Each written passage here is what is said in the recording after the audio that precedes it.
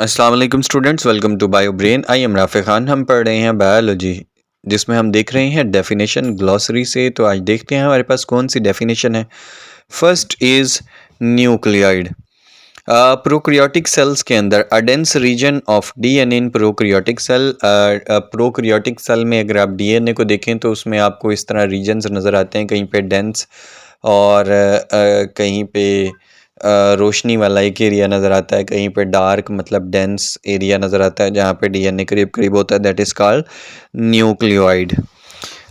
उसके बाद है nucleolus, darkly stain structure in nucleoplasm. Manufactures the subunit of ribosome. Nucleus के अंदर न्यूक्लियोप्लाज्म होता है, न्यूक्लियोप्लाज्म के अंदर न्यूक्लियोलस होता है। ये डार्कली स्टेन्ड होता है, अगर आप स्टेन करें तो ये डार्कर रीजन होगा। और ये बनाता क्या है? ये बनाता है राइबोसोम के सब यूनिट्स। राइबोसोम के दो सब यूनिट्स होते हैं, बड़ा और छोटा। तो ये न्यूक्लियोलस राइबोसोम्स के सब यूनिट्स बनाते हैं और न्यूक्लियस के अंदर पाए जाते हैं। न्यूक्लियोप्लाज्म। अब न्यूक्लियोप्लाज्म क्या है? Semi fluid matrix found inside the nucleus. अब न्यूक्लियोप्लाज्म क्या है कि ये सेमी फ्लूइड है, सेमी फ्लूइड लाइक।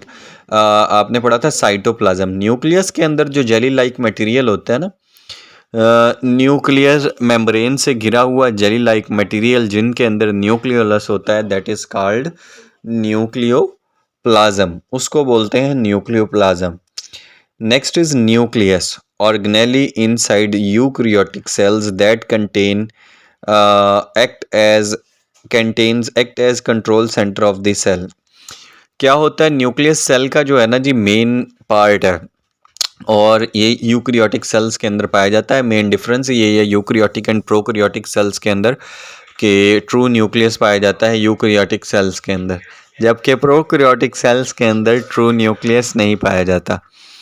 तो ये कंट्रोल सेंटर ऑफ सेल की तरह एक्ट करता है। जैसे पूरी सल्तनत का एक बादशाह होता है, इसी तरह न्यूक्लियस कंट्रोल करता है पूरे सेल को। पौधों में ये साइड पे होता है, जबकि एनिमल सेल में ये बिल्कुल दरमियान में पाया जाता है।